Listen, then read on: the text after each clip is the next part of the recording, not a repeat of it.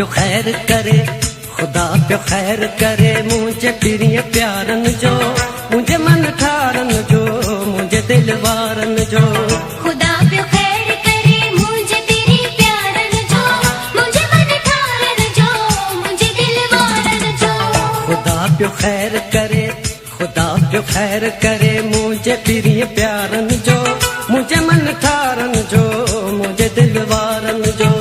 खुदा पियो खैर करे मुझे तेरी प्यारन जो, मुझे मन ठारन जो, मुझे दिल वारन जो।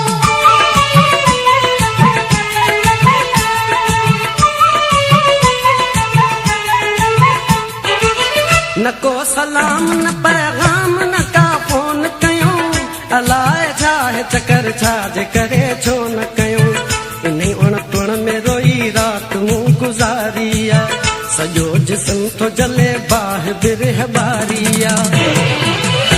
दिमाग़ कम नथो करे अहियों फाटे थो, जिएं फाथो आहियां ईअं न फासे को। खुदा पियो खैर करे, खुदा पियो खैर करे मुझे पिरिय प्यारन जो, मुझे मन ठारन जो, मुझे दिल वारन जो। खुदा पियो खैर करे मुझे तेरी प्यारन जो, मुझे मन ठारन जो, मुझे दिल वारन जो। खुदा पियो खैर करे मुझे तेरी प्यारन जो, मुझे मन ठारन जो, मुझे दिल वारन जो।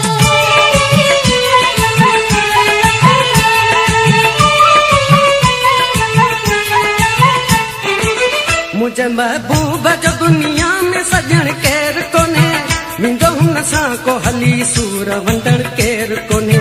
तूं अचण में बि कंदो एॾी कॾहिं देर कोने, ख़त पट कोन लिखे शक तो पवे खैर कोने। सॼा ज़मानो आ दुश्मन त हुन वेचारे जो, कहिड़ो हाल अला जे ॾुखनि जे मारे जो। खुदा पियो खैर करे, खुदा पियो खैर करे मुझे पिरिय प्यारन जो, मुझे मन ठारन जो, मुझे दिल वारन जो। खुदा पियो खैर करे मुझे तेरी प्यारन जो, मुझे मन ठारन जो, मुझे दिल वारन जो।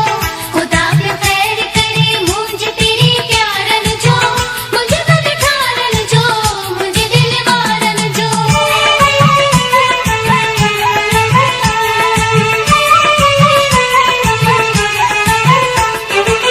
दिल में विस विस गणती अखियुनि में पाणी आ, इन कैफ़ियत में मुब्तला थी जो कंबराणी आ।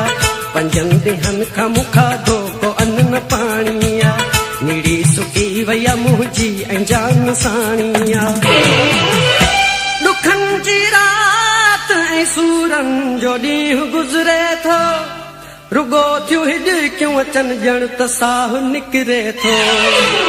खुदा पियो खैर करे, खुदा पियो खैर करे मुझे पिरिय प्यारन जो, मुझे मन ठारन जो, मुझे दिल वारन जो। खुदा पियो खैर करे मुझे तेरी प्यारन जो, मुझे मन ठारन जो, मुझे दिल वारन जो। खुदा पियो खैर करे।